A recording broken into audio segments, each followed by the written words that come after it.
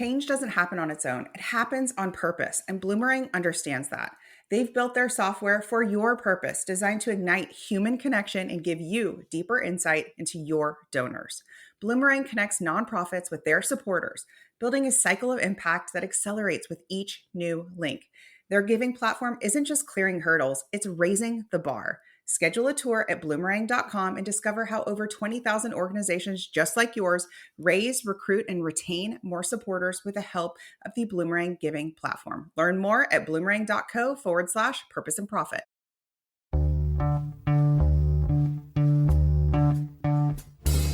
Welcome to the Purpose and Profit Club podcast for nonprofit leaders, mission-driven creatives, and social entrepreneurs. Get ready to stop dreaming and start doing. Here, ideas become action. We prioritize purpose and profit. You ready? Let's go.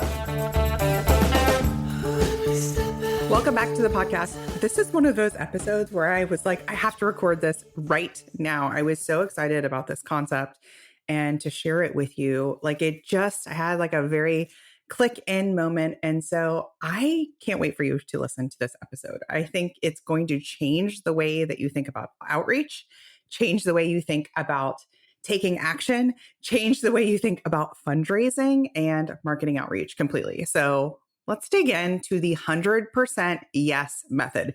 This is a new concept that I created after watching my son in a one-on-one kind of coaching session for Little League, for baseball. Okay. So I'll explain to you what happened, and then we're going to dig into how you can use the 100% yes method in your own nonprofit. Okay. So this method is an idea that you approach every opportunity like it's already a yes until clearly it isn't.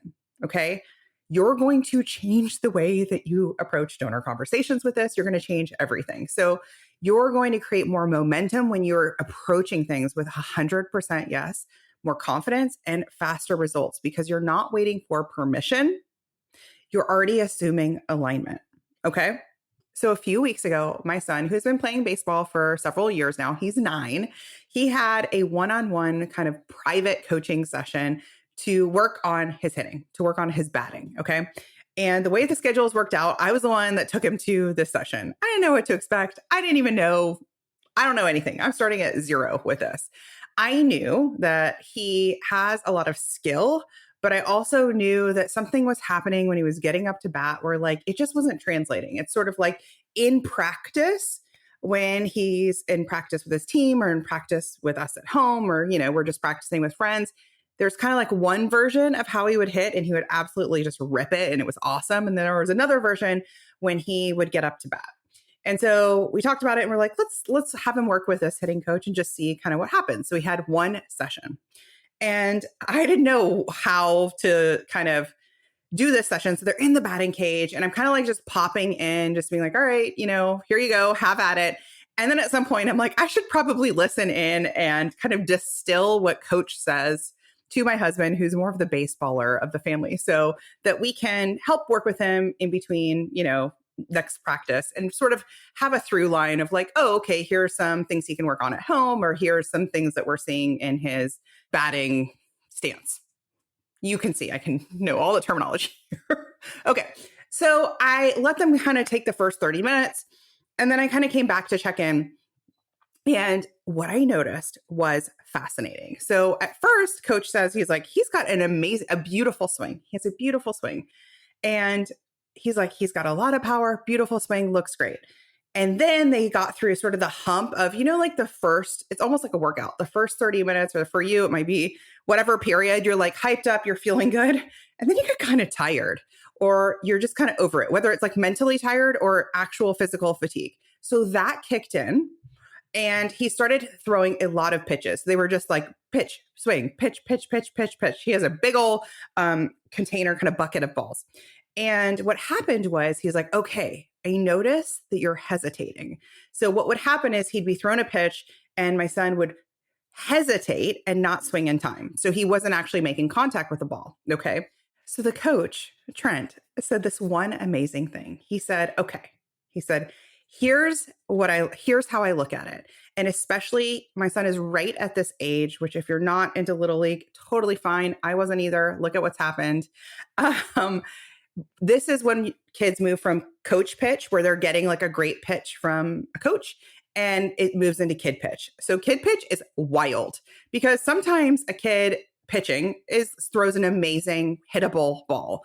And then 50% of the time, it's a wild card ball. Like you don't know if it's coming at you. You don't know if it's going to go above your head. You don't know if it might hit you, right? You sort of have to be prepared for whatever. And the big through line with kid pitch that I'm learning is you have to be prepared that you're going to have to hit, or at least try to hit, a non-ideal pitch. The pitch you're going to receive might be like, it might be kind of mediocre. Okay. So knowing that, Trent says to him, he says, when you're getting up to bat, when you're getting ready to swing, I want you to go, yes, yes, yes, yes, yes, no. He said, decide it's a yes. It's a yes until it isn't. It's a yes until it isn't. And that was a huge change. He's like, what you're doing right now is you're telling yourself it's a no until it's a yes. It's a no, I'm not going to swing. I'm not going to swing until, oh, I think I can swing that. By the time you swing, what's happening? It's too late. The ball has hit the ground. Okay. So he said, that's what I do. He said, that's what I do. He's like, I decide it's a yes until I decide it's a no. And right there, it like clicked in. And I was like, holy shit. What if you assumed it was a yes? It was a yes. It was a yes until definitively it wasn't. Okay. So what does that look like? What does that look like? This slight mental shift can change everything. So when he made that shift, he was swinging faster, he was more decisive, and he was actually making contact. And that beautiful swing suddenly was back. So here's the fundraising connection. Assuming it's a yes until, in fact, you know it's a no. Fundraisers often hesitate in this same way. How does it look? They approach donors, donor prospects, businesses, social media influencers, partners, the worldwide humans with caution, with doubt, even fear of rejection, instead of confidence and assumption of success.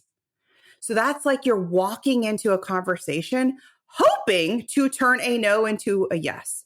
Imagine that. You're walking into a coffee meeting and you're hoping for that $10,000 gift, that $5,000 sponsorship, right?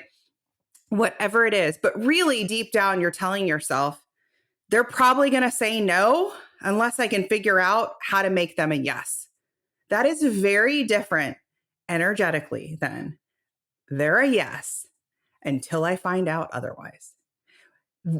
Literally, if you just walked around believing that the people in your world, your subscribers, your followers on social media, your donors, your prospects, your board, all wanted to be yeses and are yeses until you find out otherwise, you double your revenue because the actions you take from that place, from that being, from that knowing would be so confident, they would be magnetic.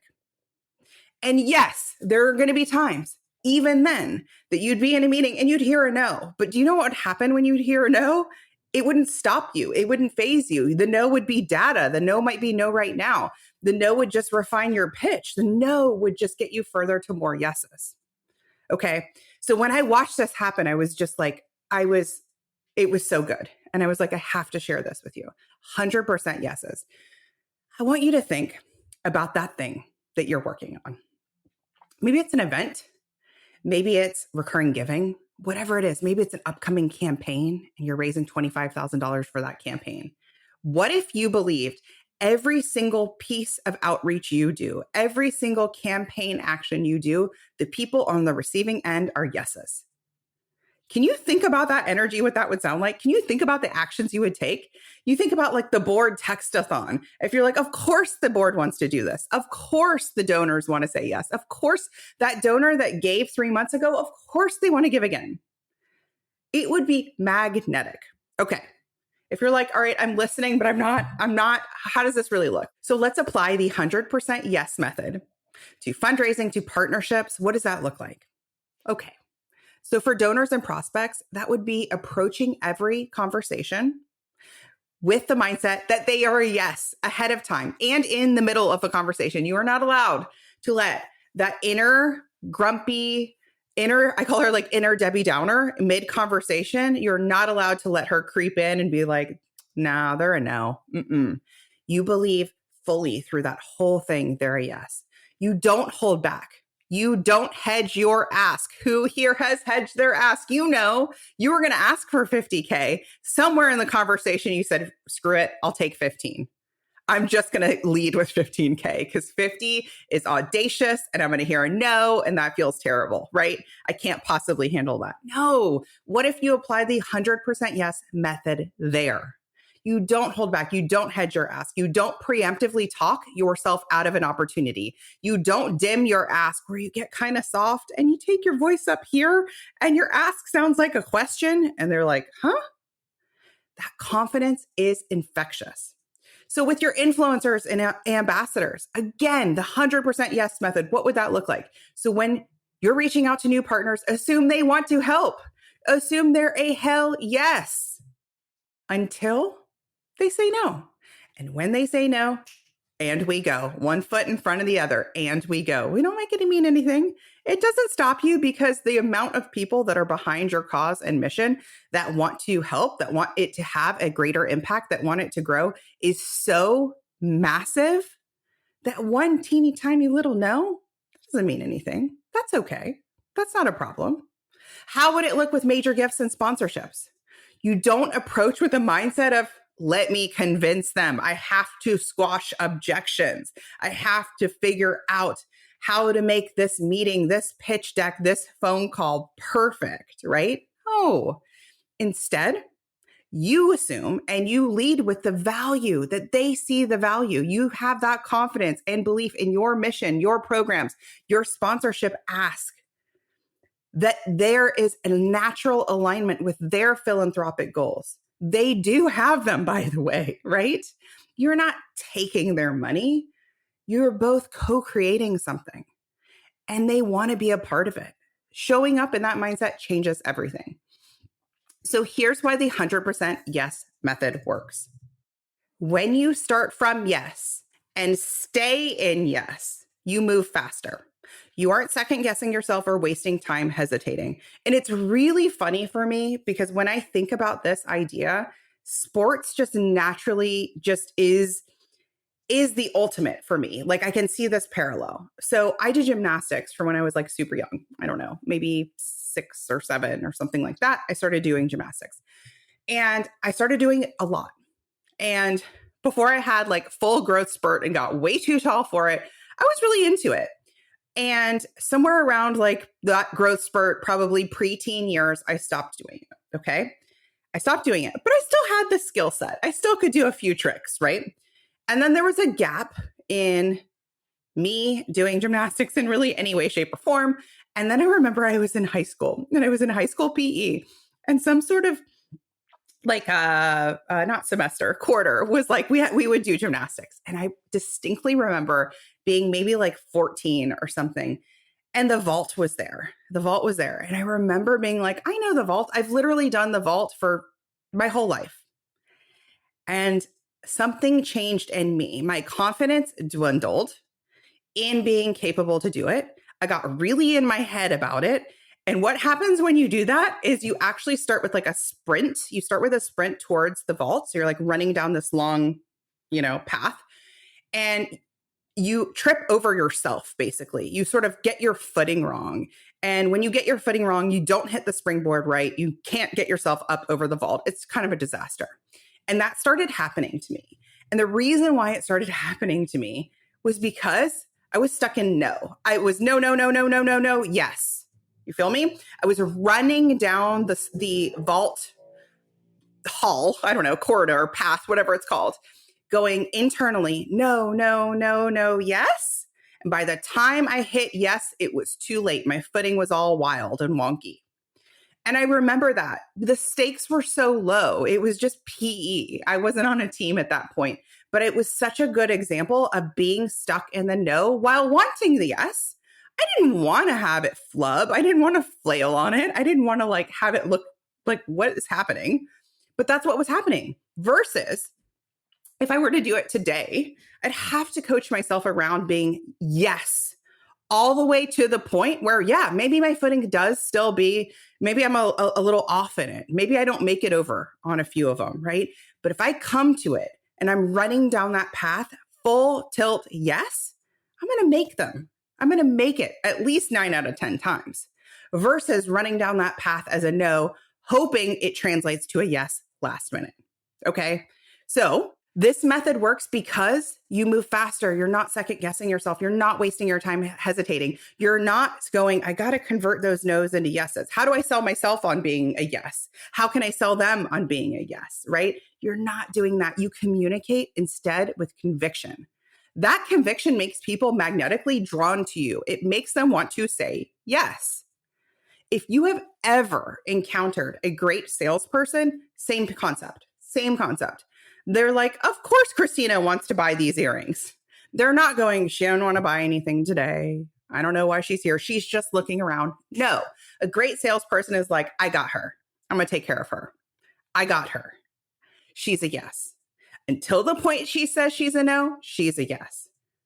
You're not stuck in defensive mindset, trying to salvage a no. Instead, you're proactively moving towards yes. This mindset, this method could change the trajectory, not only of your one-to-one outreach, but to your wider, bigger, more scalable online campaigns. Because the words you choose, the energy you choose, the tone and language you choose, the frequency of your updates, your outreach, your letters, your email, your social posts will be completely different when you're in the yes zone, when you're in the 100% yes zone versus no, yes. So let's talk about the takeaway here. How can you metaphorically, maybe literally, I don't know, step up to the plate? How can you step up your fundraising conversation so that you are literally ready to swing without hesitating, without going, oh, I was going to convince them at the end, but I didn't get a chance. And here's a symptom of being stuck in the no, being stuck in that pattern of no, yes. If you save your ask for the last 5 minutes of the conversation of the donor meeting, that's a symptom. You're not in 100% yes. Okay. If you bury your call to action to donate now at the bottom of your emails, that's a symptom. If you are only reaching out to donors who haven't given in a year or a very long period of time because you were afraid of ruffling feathers, that's a symptom. You're stuck in the no zone, right? You're hesitating. So start treating every donor, every opportunity, every partnership as a yes until proven otherwise. Can you imagine? I'm just so excited thinking about this for you. Like, I really, really am. If you stepped on, like, of course our event gala will sell out. Of course our fundraiser will hit its goal. Can you think about the change that would make? Think about the people who would want to help you. Your social street teamers, the people you pitch, your peer fundraisers, people are going to be like, how can I help? Put us in, coach. We're ready. We want to be part of this movement. That's how you stay in momentum, build confidence, and ultimately raise more faster. We are actively teaching the 100% yes method inside both of our programs. Whether you're just starting out or growing fast, this mindset shift is foundational to brave fundraising. This mindset shift is foundational to your organization scaling quickly, scaling your funding, scaling your impact quickly, and getting you out of solo fundraising. And by the way, you're going to feel better. You're going to feel better. This is something that will help tamp down, hedge out, reduce burnout and overwhelm. When you're in, it's ultimately a growth mindset, right? When you're in a growth mindset, when you believe it is possible for you, it will become possible for you. Think about that. And if I may make a side note, a little league side note, my son had a great coaching session with Trent. And he went on to have a couple of great at-bats. But here's what I noticed. His confidence has changed. It wasn't necessarily about him showing up and being like, where's my home run? No, it's about how he steps up to the plate, how he is at his swing, not worrying about hesitating. And I have found, even in just a few weeks, that skill has built and translated into different parts of his life. So when he was pitching, which he was in the last game, he had his first strikeout where he struck out the other team. And it was like the last inning. It was so fun. He said, I kept talking to myself. And I said, you can do it. You can do it. It's just like when we're practicing. You can do it. You got this. And that self-talk, when you do it one place, it will translate in different aspects of both your work and your personal life for the better. So that's why I'm weaving in this method into both of my programs. If you're a solo shop and haven't hit 100K in annual individual fundraising yet, the sprint method is for you. This is for organizations who may have an annual budget that is higher, but that funding might be coming through sources like grants or foundations, but they haven't hit 100K in individual donations. That's why I built this program. It's for part-time executive directors or full-time solo shop EDs, where I teach you how to run 5-figure campaigns on repeat. So you get out of that 24/7 fundraising cycle that feels frantic and hard, and instead run sprint campaigns at key points throughout the year. But if you're a more established organization, you're past that 100K mark and already raising money, ready to grow faster, saying, I need more help. Let's hit the gas on this. The Purpose and Profit Club is where you belong. This is where we teach you to double your next fundraiser, unlock another 50K in funding, and start your first social street team where you partner with the creator and influencer economy. We layer on a street team to any strategy. Your street team can work for your gala, your events, your recurring giving programs, or just your online or in-person campaigns. It is how you scale with ease without burning out, and it is changing the game for so many organizations. Head to splendidatl.com/start to choose your path. You'll get information on both. Let's grow your revenue and your reach. Thanks for listening to the podcast. Go just try on. Just put it on like a little sweater. 100% yes. 100% yes. I'll see you next time. Hey, high achiever. I know your sights are set on ambitious, world-changing goals. In the Purpose and Profit Club group coaching program, you can get the support, motivation, and strategy to accelerate your impact. I like to say it's where the inner work meets big impact and big funding. Go to splendidcourses.com/waitlist and you will be first to be notified when we open up doors, and you'll get special bonuses when you join our waitlist. See you inside.